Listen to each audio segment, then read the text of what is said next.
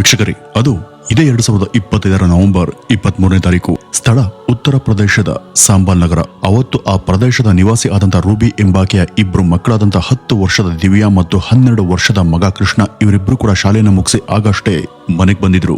ಅಲ್ಲಿಗೆ ಬಂದಾಗ ಅವ್ರಿಗೆ ತಮ್ಮ ತಾಯಿಯಿಂದ ಗೊತ್ತಾದಂತ ವಿಚಿತ್ರ ಸಂಗತಿ ಏನು ಅಂದ್ರೆ, ಅವರ ತಂದೆ 32 ವರ್ಷದ ರಾಹುಲ್ ಕುಮಾರ್ ಯಾಕೋ ಕಾಂಟ್ಯಾಕ್ಟ್ಸ್ಗೆ ಸಿಗ್ತಿಲ್ಲ, ಹಾಗೂ ಅವರು ಎಲ್ಲಿದ್ದಾರೆ, ಅವ್ರಿಗೆ ಏನಾಗಿದೆ ಎಂಬ ಸುದ್ದಿ ಕೂಡ ಇಲ್ಲ ಅಂತ. ಈ ರಾಹುಲ್ ವೃತ್ತಿಯಲ್ಲಿ ಮನೆ ಕಟ್ಟುವಂತ ಮೇಸ್ತ್ರಿಯಾಗಿದ್ರು, ಹಾಗೂ ಇದ್ರ ಜೊತೆ ಶೂ ಮತ್ತು ಚಪ್ಪಲಿಗಳನ್ನು ಕೂಡ ತಯಾರು ಮಾಡುವಂತ ಕೆಲಸ ಕೂಡ ಮಾಡ್ತಾ ಇದ್ರು. ಎಲ್ಲೂ ಕಾಣ್ತಾ ಇಲ್ಲ ಅಂದ್ರೆ ಬಹುಶಃ ಅವರ ಚಿಕ್ಕಪ್ಪನ ಮನೆಗೆ ಯಾವುದೋ ಮದುವೆ ಇರೋದ್ರಿಂದ ಆ ಒಂದು ಕೆಲಸಕ್ಕೆ ಸಹಾಯ ಮಾಡೋದಕ್ಕೆ ಹೋಗಿರ್ಬೋದು ಅಂತ ಅನ್ಸುತ್ತೆ ಅಂತ ಅವರ ತಾಯಿ ರೂಬಿ ಮಕ್ಕಳಿಗೆ ಅವರ ತಂದೆ ಬಗ್ಗೆ ತನಗಿದ್ದಂತ ಗುಮಾನಿ ಬಗ್ಗೆ ತಿಳಿಸ್ತಾರೆ. ಆದ್ರೆ ಅಲ್ಲಿಗೆ ಫೋನ್ ಮಾಡಿದಾಗ ರಾಹುಲ್ ಅಲ್ಗೂ ಕೂಡ ಹೋಗಿರ್ಲಿಲ್ಲ. ಇದಾದ್ಮೇಲೆ ಅವರು ಅನುಮಾನದಿಂದ ಅವರ ಎಲ್ಲಾ ಸಂಬಂಧಿಕರಿಗೂ ಕರೆ ಮಾಡಿ ಅವ್ರ ಬಗ್ಗೆ ವಿಚಾರಿಸಿದಾಗಲೂ ಕೂಡ ಅವರು ಅಲ್ಲೆಲ್ಲೂ ಕೂಡ ಹೋಗಿಲ್ಲ ಎಂಬ ಉತ್ತರ ಕೇಳಬಂತು. ಮಕ್ಕಳು ಸ್ಕೂಲಿಂದ ಬಂದ ತಕ್ಷಣ ಇಂಥ ಆಘಾತಕಾರಿ ವಿಷಯದಿಂದ ಹೆದರಿ ಕಂಗಾಲಾಗಿ ಕೂತಿದಂತ ತಾಯಿ ರೂಬಿಯನ್ನ ನೋಡಿ ಪಾಪ ಅವರು ಕೂಡ ಭಯದಿಂದ ಅಳ್ತಾ ಇದ್ರು. ಈ ರೂಬಿ ತನ್ನ ಪತಿ ಕೆಲಸ ಮಾಡುವಂತ ಜಾಗಕ್ಕೂ ಕೂಡ ಮಕ್ಕಳ ಜೊತೆ ಹೋಗಿ ಅವ್ರಿಗಾಗಿ ಹುಡುಕಾಟ ಮಾಡ್ತಾರೆ. ಆದ್ರೆ ರಾಹುಲ್ ಅಲ್ಲೂ ಕೂಡ ಇರ್ಲಿಲ್ಲ. ಈ ರಾಹುಲ್ ಈ ರೀತಿ ಏಕಾಏಕಿ ಕಣ್ಮರೆ ಆದಂತ ಸಂಗತಿ ಅವನ ಪರಿವಾರ ಹಾಗೂ ಕುಟುಂಬದವರಿಗೆ ಮಾತ್ರವಲ್ಲದೆ ಸುತ್ತಮುತ್ತಲಿನ ಜನಕ್ಕೂ ಕೂಡ ತುಂಬಾ ಅಚ್ಚರಿ ಹಾಗೂ ಆತಂಕವನ್ನ ಮೂಡಿಸಿತ್ತು. ಮಾರನೇ ದಿನ ಅಂದ್ರೆ ನವೆಂಬರ್ 24ನೇ ತಾರೀಕು ರೂಬಿ ಹತ್ತಿರದ ಪೊಲೀಸ್ ಸ್ಟೇಷನ್ಗೆ ಹೋಗಿ ತನ್ನ ಪತಿಯ ಕುರಿತಾಗಿ ಒಂದು ಮಿಸ್ಸಿಂಗ್ ಕಂಪ್ಲೇಂಟ್ ಅನ್ನ ದಾಖಲು ಮಾಡ್ತಾಳೆ. ಈ ಬಗ್ಗೆ FIR ದಾಖಲಾದ ನಂತರ ಪೊಲೀಸರು ಕೂಡ ಈ ಬಗ್ಗೆ ಜಾಗೃತರಾಗ್ತಾರೆ. ಆದ್ರೆ ಶುರುವಿನಲ್ಲಿ ಅವ್ರಿಗೂ ಕೂಡ ಕಳೆದು ಹೋದಂತ ರಾಹುಲ್ ಬಗ್ಗೆ ಯಾವುದೇ ಮುಖ್ಯ ಸುಳಿವು ಸಿಗ್ಲಿಲ್ಲ. ಆದ್ರೆ ಈ ಒಂದು ಕೇಸ್ ದಾಖಲಾದಂತ ಮುಂದಿನ 3 ವಾರಗಳ ನಂತರ ಅಂದ್ರೆ ಡಿಸೆಂಬರ್ 15ನೇ ತಾರೀಕು ಹತ್ತಿರದ ಒಂದು ನಾಲೆ ಬಳಿ ಅವ್ರಿಗೆ ಈ ಕುರಿತು ಒಂದು ಮುಖ್ಯ ಸಾಕ್ಷಿ ಸಿಗುತ್ತೆ. ಆ ನಾಲೆ ಪಕ್ಕದಲ್ಲಿ ನಾಯಿಗಳು ಏನನ್ನ ಕಚ್ಚಿ ಎಳೆದಾಡುವಂತ ದೃಶ್ಯವನ್ನ ಆ ಊರಿನ ಜನ ಗಮನಿಸ್ತಾರೆ, ಹಾಗೂ ಅಲ್ಲಿ ತೀರಾ ಸಹಿಸೋದಕ್ಕೂ ಸಾಧ್ಯವಾಗದಂತ ಕೆಟ್ಟ ವಾಸನೆ ಹರಡಿತ್ತು. ವಿಷಯ ಗೊತ್ತಾದಂತ ನಂತರ ಅದೇನು ಅಂತ ನೋಡೋದಕ್ಕೆ ಪೊಲೀಸರು ಅಲ್ಲಿಗೆ ಬಂದಿದ್ರು. ಆ ಒಂದು ಶವದ ಎಡಗಡೆ ಕೈ ಮೇಲೆ ರಾಹುಲ್ ಎಂಬ ಹೆಸರಿನ ಹಚ್ಚೆ ಇದ್ದದ್ದು ಅವ್ರ ಗಮನಕ್ಕೆ ಬಂತು. ಇದನ್ನೇ ಈಗ ಮುಖ್ಯ ಸಾಕ್ಷಿಯಾಗಿ ತಗೊಂಡಂತ ಪೊಲೀಸರು ತಮ್ಮ ತನಿಖೆಯನ್ನ ಮುಂದುವರಿಸ್ತಾರೆ. ಈ ರಾಹುಲ್ ಎಂಬ ಹೆಸರಿನ ಯಾವ್ದಾದ್ರು ವ್ಯಕ್ತಿ ಸುತ್ತ ಎಲ್ಲಾದ್ರೂ ತಪ್ಪಿಸ್ಕೊಂಡಿದ್ದಾನ ಅಥವಾ ಯಾವ್ದಾದ್ರು ಮಿಸ್ಸಿಂಗ್ ಕಂಪ್ಲೇಂಟ್ ದಾಖಲಾಗಿದೆ ಅಂತ ಚೆಕ್ ಮಾಡಿದಾಗ ಅವ್ರಿಗೆ ನವೆಂಬರ್ 24ನೇ ತಾರೀಕು ದಾಖಲಾಗಿದ್ದಂತ ರಾಹುಲ್ ಎಂಬ ವ್ಯಕ್ತಿಯ ಮಿಸ್ಸಿಂಗ್ ದೂರಿನ ಕಾಪಿ ಸಿಗುತ್ತೆ. ಈ ಒಂದು ದೂರನ್ನ ಕೊಟ್ಟಿದ್ದು ರೂಬಿ ಅಲ್ವಾ, ಹಾಗಾಗಿ ಪೊಲೀಸರು ಆಕೆಗೆ ಕರೆ ಮಾಡಿ ಆ ಒಂದು ಶವದ ಗುರುತನ್ನ ಪತ್ತೆ ಹಚ್ಚೋದಿಕ್ಕೆ ಕೇಳ್ಕೊಳ್ತಾರೆ. ಅಲ್ಲಿಗೆ ಭಯದಿಂದಲೇ ಬಂದಂತ ಈ ರೂಬಿ ಆ ದೇಹವನ್ನ ಸರಿಯಾಗಿ ಕೂಡ ನೋಡದೆ ಅದು ತನ್ನ ಪತಿಯದಲ್ಲ ಅಂತ ಹೇಳ್ತಾಳೆ. ಆದ್ರೆ ಪೊಲೀಸ್ ಆಕೆಗೆ ಅದಂತ ಹಚ್ಚೆ ಗುರುತನ್ನು ಕೂಡ ತೋರಿಸ್ತಾರೆ. ಆಗ್ಲೂ ಕೂಡ ಈ ರೂಬಿ ಅದನ್ನ ಅಲ್ಲೆಗೆಳೆದು ಅದು ತನ್ನ ಪತಿಯದಲ್ಲ ಅಂತ ಹೇಳ್ತಾಳೆ. ತನ್ನ ಗಂಡ ಮಿಸ್ ಆಗಿ 1 ತಿಂಗಳು ಕಳೆದಿದ್ರು ಕೂಡ ಆಕೆಯಲ್ಲಿ ಈ ಬಗ್ಗೆ ಯಾವುದೇ ದುಃಖ ಮತ್ತು ಭಯ ಇರ್ಲಿಲ್ಲ. ಮೇಲಾಗಿ ಈಗ ಸಿಕ್ಕಂತ ದೇಹವನ್ನು ಕೂಡ ಆಕೆ ಗುರ್ಸೋದಿಕ್ಕೆ ಹಾಗೂ ಅದನ್ನ ತನ್ನ ಪತಿ ಅಂತ ಹೇಳೋದಿಕ್ಕೆ ರೆಡಿ ಇರ್ಲಿಲ್ಲ. ಅದು ಅವಳ ಗಂಡನ ದೇಹನ ಅಥವಾ ಇಲ್ಲ ಅನ್ನೋದು ಇನ್ನೂ ಕೂಡ ದೃಢವಾಗಿರ್ಲಿಲ್ಲ ಬಿಡಿ, ಅದು ನಂತರದ ವಿಷಯ. ಆದ್ರೆ ನಿಜವಾಗ್ಲೂ ಒಬ್ಬ ಗಂಡನನ್ನ ಕಳೆದುಕೊಂಡಂತ ಒಬ್ಬ ಹೆಂಗಸಲ್ಲಿ ಇರ್ಬೇಕಾದಂತ ಆ ದುಗೂಢ, ಗಂಡನಿಗಾಗಿ ಚಡಪಡಿಕೆ, ಗಂಡ ಬೇಕು ಎಂಬ ಆತುರ ಮತ್ತು ಕಾಳಜಿ ಇದ್ಯಾವುದೂ ಕೂಡ ಆಕೆಯಲ್ಲಿ ಕಾಣೇ ಇಲ್ಲ. ಪೊಲೀಸರು ಈಗ ಆಕೆಯನ್ನ ತಮ್ಮ ಮೊದಲ ಸಸ್ಪೆಕ್ಟ್ ಅಂತಾನೆ ಭಾವಿಸಿ ಆಕೆಗೆ ಕರೆ ಮಾಡಿ ಸ್ಟೇಷನ್ಗೆ ಕರೆದು ಅವಳ ಗಂಡ ರಾಹುಲ್ನ ಇನ್ನಷ್ಟು ಫೋಟೋಗಳನ್ನ ತಮಗೆ ಕೊಡುವಂತೆ ಕೇಳ್ಕೊಳ್ತಾರೆ. ಆಕೆ ಕೊಟ್ಟಂತ ಫೋಟೋಗಳಲ್ಲಿ ಯಾವುದೋ ಒಂದರಲ್ಲಿ ಧರಿಸಿದಂತ ಕರಿ ಬಣ್ಣದ ಒಂದು ಟೀ ಶರ್ಟ್ ಪೊಲೀಸರ ಕಣ್ಣನ್ನ ಸೆಳೆಯುತ್ತೆ. ಯಾಕೆಂದ್ರೆ ಆ ದೇಹ ಸಿಕ್ಕಂತ ಜಾಗದಲ್ಲೂ ಕೂಡ ಅದೇ ಟೀ ಶರ್ಟ್ ಅವ್ರಿಗೆ ಸಿಕ್ಕಿತ್ತು. ಅದ್ರ ಮೇಲೆ ಟೈಮ್ ಫಾರ್ ಚೇಂಜ್ ಎಂಬ ಇಂಗ್ಲಿಷ್ ಬರಹ ಇತ್ತು. ಇದೇ ಬರಹ ಇದ್ದಂತ ಅದೇ ತರಹದ ಟೀ ಶರ್ಟ್ ಆ ದೇಹದ ಸಹಿತ ಅವ್ರಿಗಲ್ಲಿ ಸಿಕ್ಕಿತ್ತು. ಈ ರೀತಿ ಸಿಕ್ತಂತ ಈ ಟೀ ಶರ್ಟ್ ಹಾಗೂ ಆ ಫೋಟೋಗಳು ಈ ತನಿಖೆ ದಿಕ್ಕನ್ನ ಬದಲಿಸುವಲ್ಲಿ ಪ್ರಮುಖ ಪಾತ್ರವನ್ನ ವಹಿಸಿದ್ವು. ಇವು ಕೇವಲ ಕೇಸ್ಗೆ ಟ್ವಿಸ್ಟ್ ಅನ್ನು ಕೊಟ್ಟಿದ್ದು ಮಾತ್ರವಲ್ಲದೆ ಅದ್ರ ಜೊತೆ ರೂಬಿಯ ಸುಳ್ಳುಗಳು, ಅವಳಲ್ಲಿ ಇದ್ದಂತ ಕಪಟ, ಕುಯುಕ್ತಿ, ಕುತಂತ್ರ ಹಾಗೂ ಆಕೆ ಮುಚ್ಚಿಟ್ಟಿದಂತ ಭಯಂಕರ ಸತ್ಯವೊಂದನ್ನ ಅವು ಹೊರಗಿಡೋದಕ್ಕೆ ಸಿದ್ಧವಾಗಿ ನಿಂತಿದ್ವು. ಇಲ್ಲಿಂದ ಪೊಲೀಸರ ತನಿಖೆ ತೀವ್ರ ಗತಿಯಲ್ಲಿ ಸಾಗ್ತಾ ಹೋಗುತ್ತೆ. ಅವರು ಈ ರಾಹುಲ್ನ ಹಿನ್ನೆಲೆ ಬಗ್ಗೆ ಸಿಕ್ಕ ಎಲ್ಲ ಮಾಹಿತಿಯನ್ನು ಕೂಡ ಕಲೆ ಹಾಕ್ತಾರೆ. ಮಧ್ಯಮ ವರ್ಗದ ಯುವಕಾದಂತ ರಾಹುಲ್ನ ತಂದೆ ತಾಯಿ ಬಹಳ ವರ್ಷಗಳ ಹಿಂದೆನೆ ತೀರ್ ಹೋಗಿದ್ರು. 15 ವರ್ಷಗಳ ಹಿಂದೆ ರಾಹುಲ್ ಹಾಗೂ ರೂಬಿ ಪ್ರೀತಿಸಿ ಮದುವೆಯಾಗಿದ್ರು. ಅವ್ರಿಗೆ ಕೃಷ್ಣ ಹಾಗೂ ದಿವ್ಯಾ ಎಂಬ ಇಬ್ರು ಮಕ್ಕಳು ಕೂಡ ಇದ್ರು. ಈ ರಾಹುಲ್ ಒಬ್ಬ ಶ್ರಮಜೀವಿ. ಇವರು ಮದುವೆಯಾದಂತ 3 ವರ್ಷಕ್ಕೆ ಸಾಂಬಾಲ್ ನಗರದ ಆ ಮೊಹಲ್ಲಾಗೆ ಶಿಫ್ಟ್ ಆಗಿದ್ರು. ಈ ರಾಹುಲ್ ಮನೆ ಕಟ್ಟುವಂತ ಮೇಸ್ತ್ರಿ ಕೆಲಸದ ಜೊತೆ ಮನೆಗೆ ಸಹಾಯ ಆಗ್ಲಿಂತ ಶೂ ಮತ್ತು ಚಪ್ಪಲಿನ ತಯಾರು ಮಾಡುವಂತ ಸ್ವಂತ ಕಸಬನ್ನು ಕೂಡ ಕಲಿತು ಆ ಕೆಲಸವನ್ನ ಬಿಡುವಿನ ಸಮಯದಲ್ಲಿ ಮನೆಯಲ್ಲಿ ಮಾಡ್ತಿದ್ದ. ಗಂಡ ಹೆಂಡತಿ, ಇಬ್ರು ಮುದ್ದಾದ ಮಕ್ಕಳು ಹಾಗೂ ಸ್ವಂತದ ಸಂಪಾದನೆ ಇದೆಲ್ಲ ಇದ್ದು ಕೂಡ ಇವರ ಪರಿವಾರ ಮೇಲ್ನೋಟಕ್ಕೆ ಮಾತ್ರ ಒಂದು ಸುಂದರ ಕುಟುಂಬದ ಹಾಗೆ ಕಾಣ್ತಾ ಇತ್ತು. ಆದ್ರೆ ಇದರ ಇನ್ಸೈಡ್ ಸ್ಟೋರಿ ಬೇರೆನೇ ಇತ್ತು. ರಾಹುಲ್ನ ಪತ್ನಿ ರೂಬಿಗೆ ಮೊಬೈಲ್ ಹಾಗೂ ರೀಲ್ಸ್ನ ಹುಚ್ಚು.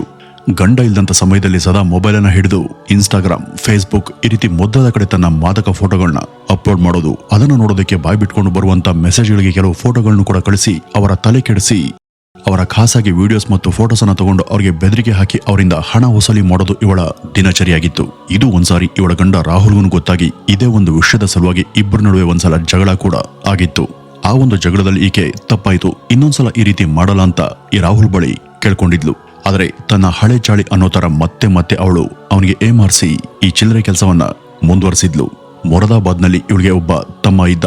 ಅವನು ಕೂಡ ಇದೇ ತರ ಕೆಟ್ಟ ಮನುಷ್ಯನೇ. ಕಳ್ತನ, ಸುಲಿಗೆ, ಬೆದರಿಕೆ ಹಾಗೂ ಫ್ರಾಡ್ಗಳ ಆರೋಪದಲ್ಲಿ ಇವರಿಬ್ಬರ ಮೇಲೆ ಅಲ್ಲಿ 8ರಿಂದ 10 ಕೇಸ್ಗಳು ಇದ್ವು. ಪೊಲೀಸರು ಇವನನ್ನ ಹಿಡಿಯೋದಕ್ಕೆ ಹೋದಾಗಲೆಲ್ಲ ಅವನು ತಪ್ಪಿಸ್ಕೊಂಡು ಓಡ್ತಾ ಇದ್ದ. ಇದರ ಜೊತೆ ನಾವಿಲ್ಲಿ ತಿಳಿಯಲೇಬೇಕಾದಂತ ಇನ್ನೂ ಒಂದು ವಿಷಯ ಇದೆ. ಈಗ ನಾವಿಲ್ಲಿ ನಿಮ್ಗೆ ಹೇಳುವಂತ ಈ ಒಂದು ಘಟನೆ ರಾಹುಲ್ನ ಸಾವಿಗೆ ನೇರವಾದಂತ ಸಂಬಂಧವನ್ನ ಹೊಂದಂತ ಘಟನೆ. ಇಲ್ಲಿಯ ಚೌದಸಿಯ ಸೈನಿಕ್ ಚೌರಾಹ ಎಂಬಲ್ಲಿ ಅಭಿಷೇಕ್ ಎಂಬ ವ್ಯಕ್ತಿಯ ಹೊಲಕ್ಕೆ ಸಂಬಂಧಪಟ್ಟಂತ ವ್ಯಾಜ್ಯವೊಂದು ಅವರ ಎದುರಾಳಿಯೊಬ್ಬರ ಜೊತೆ ತಕರಾರೆದ್ದಿತ್ತು. ಅವನ ಸ್ಥಳಕ್ಕೆ ಅತಿಕ್ರಮ ಪ್ರವೇಶ ಮಾಡಿದವರನ್ನ ಅವನು ಅಲ್ಲಿಂದ ಖಾಲಿ ಮಾಡಿಸ್ಬೇಕಿತ್ತು. ಅದಕ್ಕಾಗಿ ಅವನಿಗೆ ಈ ರೂಬಿಯ ಕನೆಕ್ಷನ್ ಸಿಕ್ಕಿ ಈ ಒಂದು ಕೆಲಸಕ್ಕೆ ಅವಳ ಸಹಕಾರ ಸಿಗುತ್ತೆ. ಮೊದಲೇ ಸೋಷಿಯಲ್ ಮೀಡಿಯಾದಲ್ಲಿ ಜನರಿಗೆ ಬಲೆ ಹಾಕಿ ಹಿಡಿಯುವಂತ ಟ್ರಾಪ್ ಮಾಸ್ಟರ್ ಇವಳು. ಅಭಿಷೇಕ್ನ ವಿನಂತಿಯಂತೆ ಹೆಣ್ಣು ಎಂಬ ತನ್ನ ವಿಮೆನ್ ಕಾರ್ಡ್ ಅನ್ನ ಬಳಸಿ ಅವನ ಎದುರಾಳಿಗಳನ್ನ ಗೋಜಲ್ಗೆ ಸಿಕ್ಕಿಸಿ ಅವರನ್ನ ಅಲ್ಲಿಂದ ಎತ್ತಂಗಡಿ ಮಾಡಿಸಿ ಅಭಿಷೇಕ್ನ ಸಮಸ್ಯೆಯನ್ನ ಪರಿಹರಿಸಿದ್ಲು. ಇದಕ್ಕಾಗಿ ಅವಳು ಅವನಿಂದ ಚಾರ್ಜ್ ಮಾಡದಂತ ಹಣ ಸುಮಾರು 50,000 ರೂಪಾಯಿ. ಈ ಒಂದು ವಿಷಯವಾಗಿ ಅವಳಿಗೂ ಮತ್ತು ಅಭಿಷೇಕ್ ಎಂಬುವನ ಮಧ್ಯ ರಿಲೇಶನ್ಶಿಪ್ ಬೆಳೆದು ಅವ್ರ ನಡುವೆ ಸ್ನೇಹ ಮತ್ತು ಸಲಿಗೆ ಕೂಡ ಶುರುವಾಯಿತು.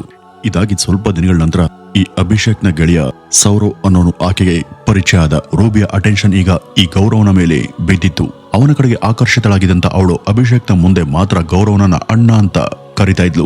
ಆದ್ರೆ ಆಕೆ ಅವನಿಗೆ ಸೈಲೆಂಟ್ ಆಗಿನೇ ಲೈನ್ ಹಾಕ್ತಾ ಇದ್ಲು. ಈ ರೀತಿ ರೂಬಿ ಎಂಬ ಇಬ್ರು ಮಕ್ಕಳ ತಾಯಿಯೊಬ್ಳು ಗಂಡನ ಹೊರತಾಗಿ ಇಬ್ಬಿಬ್ಬರ ನಡುವೆ ಪರಸ್ಪರ ಅವ್ರಿಗೆ ಗೊತ್ತಿಲ್ಲ ಹಾಗೇನೆ ಸಂಬಂಧವನ್ನ ಮೇಂಟೈನ್ ಮಾಡ್ಕೊಂಡಿದ್ಲು. ಅಷ್ಟೆಲ್ಲ ಇವಳು ಎಂತ ಖತರ್ನಾಕ್ ಅಂದ್ರೆ ಅವನ್ ಮುಂದೆ ಇವನನ್ನ ಅಣ್ಣ ಅಂತ ಕರೆಯೋದು, ಇವನ್ ಮುಂದೆ ಅವನನ್ನ ಅಣ್ಣ ಅಂತ ಕರೆಯೋದು, ಹಾಗೂ ಎಲ್ರ ಮುಂದೆ ಇಬ್ರನ್ನು ಕೂಡ ಅಣ್ಣ ಅಂತ ಕರೆದು ಈ ಕುಲ್ಗೆಟ್ಟ ಅಕ್ರಮ ಸಂಬಂಧಗಳಿಗೆ ಪವಿತ್ರವಾದಂತ ಸೋದರತ್ವ ವೇಷ ಹಾಕಿ ಯಾಮಾರಿಸ್ತಿದ್ಲು. ಅಲ್ಲದೆ ಅವರನ್ನ ಮನೆಗೂ ಕರೆದು ಮಕ್ಕಳಿಗೂ ಅವರನ್ನ ಮಾಮ ಅಂತ ಕರೆಯೋದಿಕ್ಕೆ ಹೇಳ್ತಿದ್ಲು. ಅಭಿಷೇಕ್ಗೆ ಗೊತ್ತಾಗದ ಹಾಗೆ ರೂಬಿ ಗೌರವನನ್ನ ಮೀಟ್ ಮಾಡ್ತಿದ್ಲು. ಇದೇ ತರ ಒಂದ್ ದಿವಸ ರೂಬಿ ಹಾಗೂ ಗೌರವ್ ಇಬ್ರು ಕೂಡ ಏಕಾಂತದಲ್ಲಿ ಒಂದು ಲಾಡ್ಜ್ ರೂಮ್ ಅಲ್ಲಿ ಇರೋದನ್ನ ಈ ಅಭಿಷೇಕ್ ನೋಡ್ತಾನೆ. ಇದರಿಂದ ಕೋಪಗೊಂಡಂತ ಅವನು ಗೌರವನನ್ನ ಬೈದು ತರಾಟೆಗೆ ತೆಗೆದುಕೊಳ್ತಾನೆ. ಈ ಒಂದು ಘಟನೆಯಿಂದ ಗೌರವ್ ಹಾಗೂ ಅಭಿಷೇಕ್ ಪರಸ್ಪರ ದೂರ ಆಗ್ತಾರೆ. ಆದ್ರೆ ರೂಬಿ ಮಾತ್ರ ಗೌರವನ ಜೊತೆ ಇದ್ದಂತ ತನ್ನ ಸಂಬಂಧವನ್ನ ಮುಂದುವರೆಸ್ತಾಳೆ.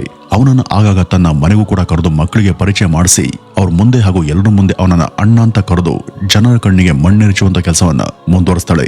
ಹೀಗಿರುವಾಗ ರಾಹುಲ್ನ ಸಾವನ್ನ ನಿರ್ಧರಿಸುವಂತ ಆ ಕರಾಳ ದಿನ ಸಮೀಪವಾಗುತ್ತೆ. ಅವತ್ತು ಡಿಸೆಂಬರ್ 21ರ ದಿನ ತನ್ನ ಚಿಕ್ಕಪ್ಪ ಸಂಬಂಧಿಯೊಬ್ಬರ ಮನೆಯಲ್ಲಿ ಯಾವುದೋ ಮದುವೆ ಇದ್ದಂತ ಕಾರಣ ಅದಕ್ಕೆ ಬೇಕಾದಂತ ಕೆಲ ಐಟಮ್ಸ್ ತಗೊಂಡ್ಬರ್ಬೇಕು ಅಂತ ರಾಹುಲ್ ಮನೆಯಿಂದ ಹೊರಡ್ತಾನೆ. ಅವನು ಮದುವೆ ಓಡಾಟದಲ್ಲಿ ಬ್ಯುಸಿ ಇರೋದ್ರಿಂದ ಅವತ್ತು ಮನೆಗೆ ಬರೋದು ತುಂಬಾ ತಡವಾಗುತ್ತೆ ಅಂತ ರೂಬಿಗೆ ಗೊತ್ತಿತ್ತು. ಹಾಗಾಗಿ ತನ್ನಲ್ಲೇ ಒಂದು ಪ್ಲಾನ್ ಅನ್ನ ಮಾಡಿದಂತ ಅವಳು ಅವನು ಹೋದ ತಕ್ಷಣ ಗೌರವ್ಗೆ ಕರೆ ಮಾಡಿ ರಾತ್ರಿ ಮನೆಗೆ ಬರೋದಕ್ಕೆ ಹೇಳ್ತಾಳೆ. ಮಕ್ಕಳಿಗೂ ಕೂಡ ಅವತ್ತು ಹತ್ರ ಇದ್ದಂತ ತನ್ನ ಪೋಷಕರ ಮನೆಗೆ ಅಂದ್ರೆ ಅವರ ಅಜ್ಜಿ ತಾತರ ಮನೆಗೆ ಹೋಗಿ ಟಿವಿ ನೋಡ್ಕೊಂಡು ಅಲ್ಲೇ ಮಲ್ಕೊಳ್ಳಿ ಅಂತ ಸೂಚಿಸ್ತಾಳೆ.